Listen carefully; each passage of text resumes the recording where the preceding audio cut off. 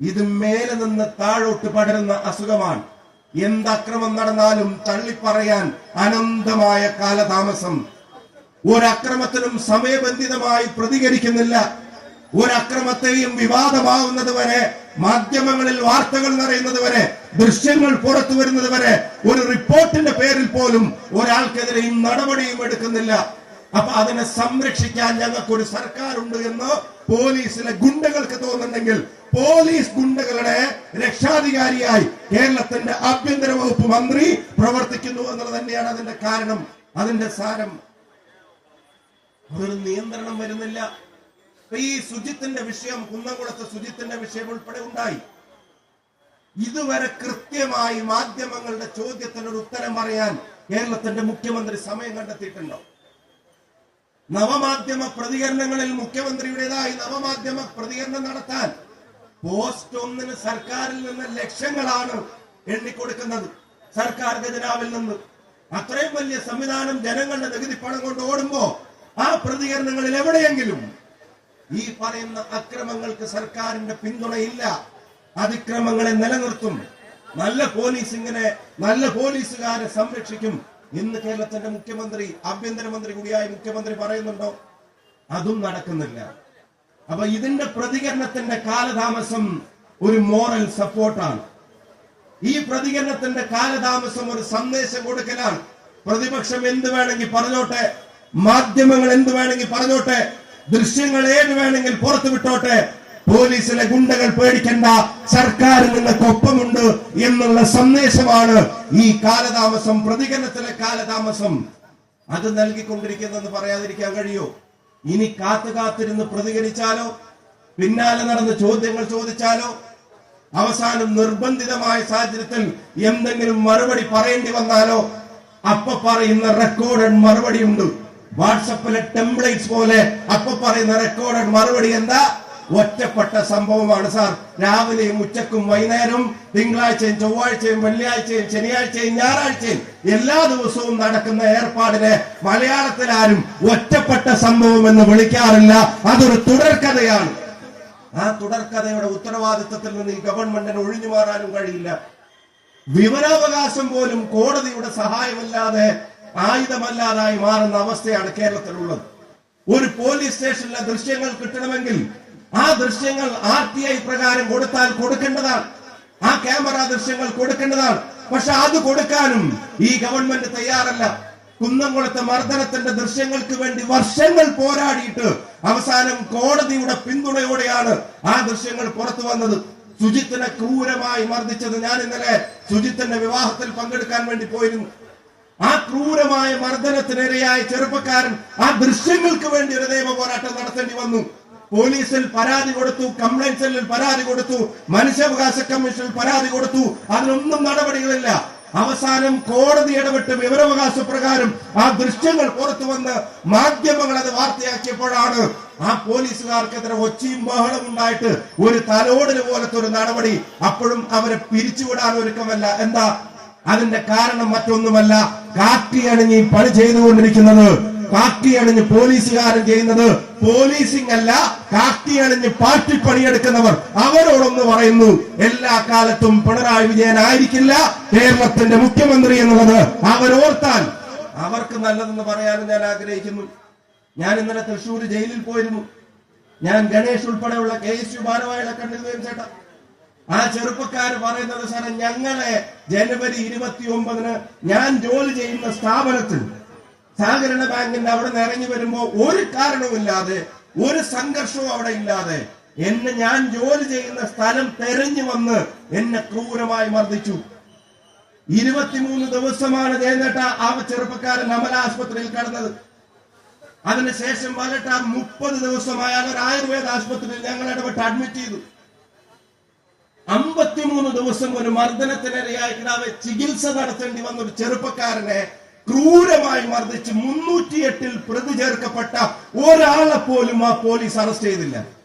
ആ ചെറുപ്പക്കാരൻ പറഞ്ഞു, ഒരാളെ പോലും അറസ്റ്റ് ചെയ്തില്ല. ഒരാളെയും അറസ്റ്റ് ചെയ്യാതെ അവർക്ക് മുൻകൂർ ജാമ്യം കിട്ടുന്നത് വരെ പോലീസ് കാത്തിരുന്നിട്ട് അവരൊരാളെ പോലും ഒരു ദിവസം പോലും തുറങ്കിൽ നടക്കാതെ അവരെ വെറുതെ നടക്കാൻ അനുവദിച്ച പോലീസ് ഇവിടെ ഉണ്ടായ ഒരു സംഘർഷത്തിന്റെ പേരിൽ ഈ ചെറുപ്പക്കാരെ ജില്ല തെരഞ്ഞു വന്ന് അറസ്റ്റ് ചെയ്തു. അറസ്റ്റ് ചെയ്തെന്ന് മാത്രമല്ല, എന്താ അവരെ കോടതിയിൽ ഹാജരാക്കിയത് എങ്ങനെ ചെയ്തേ? 3 മുഖം മൂടി, കറുത്ത മുഖം മൂടികൾ ഈ ചെറുപ്പക്കാരണിയിക്കുക. വിദ്യാർത്ഥി സംഘടനാ പ്രവർത്തകരെ കറുത്ത മുഖം മൂടി ചെറുപ്പക്കാരണിയിക്കുക, കയ്യാമം വെക്കുക. അത് വേണോന്ന് ചോദിച്ചപ്പോ അതിന് വകുപ്പുണ്ടെന്ന് പറയാ. അതിന് വകുപ്പുണ്ടെന്ന് പറഞ്ഞിട്ട് മുഖം മൂടി അണിയിച്ച് കണ്ണു മാത്രം പുറത്ത് കാണിച്ച് തീവ്രവാദികളെ പോലെ, രാജ്യദ്രോഹികളെ പോലെ, കൊലപാതകികളെ പോലെ 3 വിദ്യാർത്ഥി നേതാക്കന്മാരെ CPM-ന്റെ തൃപ്തിക്ക് വേണ്ടി, പിണറായി വിജയന്റെ തൃപ്തിക്ക് വേണ്ടി അവിടെ കോടതിയിൽ ഹാജരാക്കുന്നതിന്റെ പേര് പോലീസിംഗ് എന്നല്ല, അത് CPM-ന്റെ അടിമപ്പണിയാണെങ്കിൽ അത് എടുക്കേണ്ടവർ കാറ്റി ഊരി വെച്ചിട്ട് പാർട്ടി ഓഫീസിൽ പോയി പണിയെടുക്കണം. ജനങ്ങളുടെ നികുതിപ്പണത്തിൽ നിന്നല്ല അവര് ശമ്പളം പറ്റേണ്ടത്. അപ്പോഴും നടപടി എന്താ? അയാൾ ആഗ്രഹിക്കുന്ന പോലെ ഒരു സ്ഥലം മാറ്റം. അപ്പോഴും നടപടി എന്താ? സസ്പെൻഷൻ ഇല്ല, അവിടെ സസ്പെൻഷൻ പോലും ഇല്ല. 3 ചെറുപ്പക്കാരെ ഇങ്ങനെ കൊണ്ടുവരുന്നത് 2 കേസും തമ്മിലുള്ള താരതമ്യം ഞാൻ പറഞ്ഞു. അപ്പോഴും അവിടെ നടപടിയില്ല, അപ്പോഴും അവിടെ പ്രതികരണമില്ല. ചെയ്തത് തെറ്റാണെന്ന് പറയുന്നില്ല.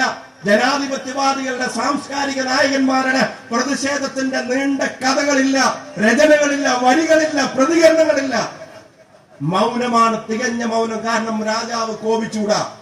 രാജാവിന്റെ തൃപ്തി ഈ ഗുണ്ടകൾക്കുണ്ടെന്ന് ഞാൻ ഒരുപാട് ആലോചിച്ചു. സർക്കാരിന് ഇത്രയും ചീത്തപ്പേര് വന്നിട്ടും ഇവരെന്താ പ്രതികരിക്കാത്തതെന്ന് കാരണം വളരെ വ്യക്തമാണ്. പിന്നെയാണ് എനിക്ക് അതിന്റെ റീസൺ കണ്ടുകിട്ടിയത്. കാരണം വ്യക്തമാണ്.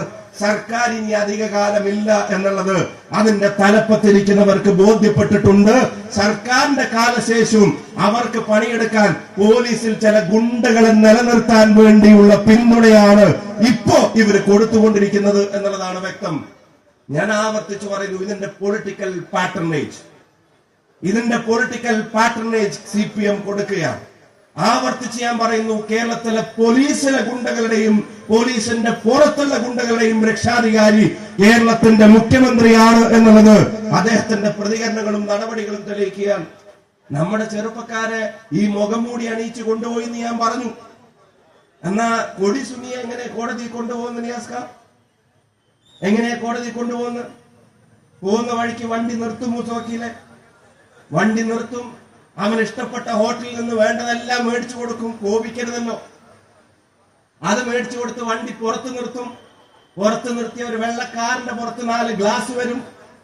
അതിന്റെ മേലെ അനുബന്ധ സൗകര്യങ്ങൾ വരും. ഇത് അവിടെ വന്നിട്ട് അവർ മദ്യം കൊടുക്കും, ടച്ചിങ്സ് കൊടുക്കും, ചിക്കൻ കൊടുക്കും. കൊടിസുനി കോപിക്കരുത്. 7 മാസം 60 ദിവസം പരോളും കൊടുക്കും.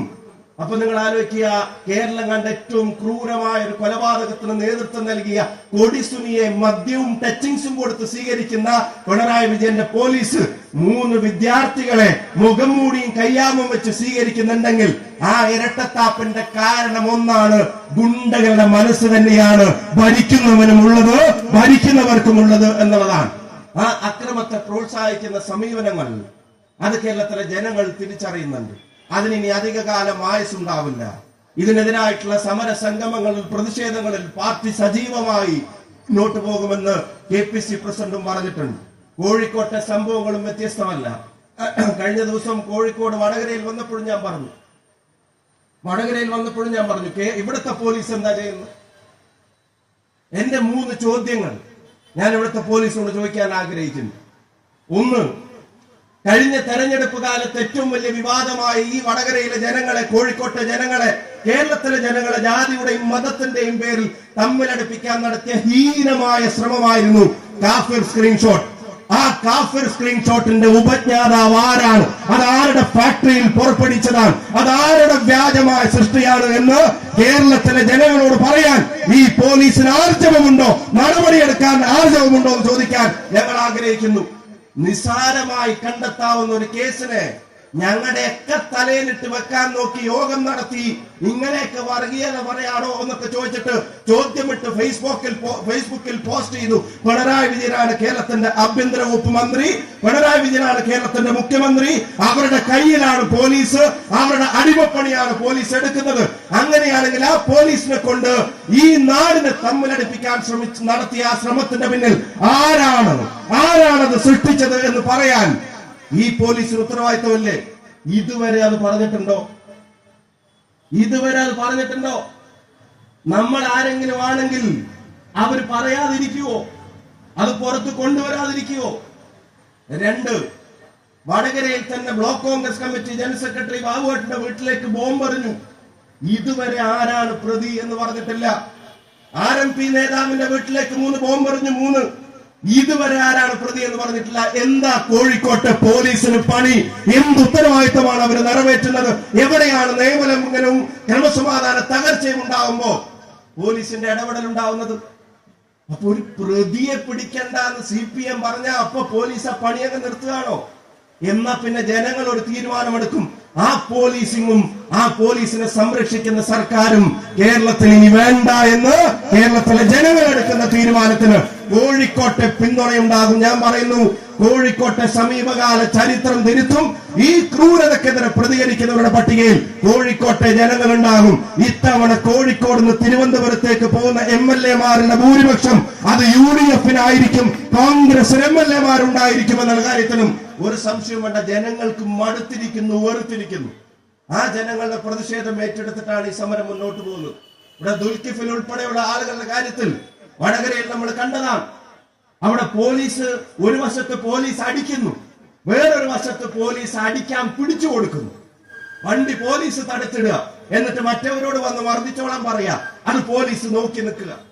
അതിന്റെ ദൃശ്യങ്ങളും ഇപ്പൊ പുറത്തു വന്നിട്ടുണ്ട്. എന്തിനാണ് പോലീസിനെ ഇങ്ങനെ DYFI പോലെ അവിടെ കാണിക്കുന്നുണ്ട് അതിന്റെ ദൃശ്യങ്ങൾ? DYFI-യുടെയും SFI-യുടെയും പോലെ ഒരു പോഷക സംഘടനയാക്കി പോലീസിനെ കൊണ്ടു നടക്കാമെന്നും ആ കൊണ്ടു നടക്കുമ്പോൾ ഉണ്ടാവുന്ന സൗകര്യങ്ങളുടെ പേരിൽ, ഭരണത്തിന്റെ സൗകര്യത്തിന്റെ പേരിൽ ചോദ്യങ്ങൾ ഉയർത്തുന്നവരെ, പ്രതിഷേധങ്ങൾ സംഘടിപ്പിക്കുന്നവരെ അടിച്ചമർത്താമെന്നൊക്കെയാണ് വ്യാമോഹിക്കുന്നെങ്കിൽ അതിനെതിരെ ജനാധിപത്യ പ്രതിഷേധമുണ്ടാകും, ജനാധിപത്യ ജനകീയ മുന്നേറ്റമുണ്ടാകും. ആ മുന്നേറ്റങ്ങളുടെയും പ്രതിഷേധങ്ങളുടെയും വളരെ വലിയൊരു അധ്യായമാണ് ഇന്ന് ജില്ലാ കോൺഗ്രസ് കമ്മിറ്റിയുടെ പ്രസിഡന്റ് പ്രിയങ്കരനായ അഡ്വക്കേറ്റ് K. പ്രവീൺ കുമാർ കഴിഞ്ഞ 4 വർഷമായി ഈ കോഴിക്കോട് ജില്ലയിലെ കോൺഗ്രസ് പ്രസ്ഥാനത്തിന് കരുത്തുറ്റ നേതൃത്വം നൽകുന്ന സമരരംഗത്തും സംഘടനാ രംഗത്തും പാർട്ടിയുടെ ഓരോ പ്രവർത്തകനും അഭിമാനിക്കുന്ന ഒരു സമുച്ചയം ഉൾപ്പെടെ ഈ പ്രസ്ഥാനത്തിന് ഈ കാലയളവിൽ നൽകിക്കൊണ്ട് നടത്തുന്ന നിരന്തരമായ സംഘടനാ സമര പോരാട്ടങ്ങൾക്ക് ഒരു എളിയ പാർട്ടി പ്രവർത്തനം എന്ന നിലക്കും KPCC-യുടെ വർക്കിംഗ് പ്രസിഡന്റ് എന്ന നിലക്കും വടകരയുടെ എളിയ ജനപ്രതിനിധി എന്ന നിലക്കും ഒരു പഴയ KSU യൂത്ത് കോൺഗ്രസുകാരൻ എന്ന മനസ്സോടെ ഈ സമര പോരാട്ടത്തിന് നിറഞ്ഞ സമരാഭിവാദ്യങ്ങൾ ഹൃദ്യമായി നേർന്നുകൊണ്ട് എന്റെ വാക്കുകൾ ഞാൻ ഉപസംഹരിക്കുന്നു. നന്ദി, നമസ്കാരം. ജയ് ഹിന്ദ്, ജയ് കോൺഗ്രസ് പാർട്ടി.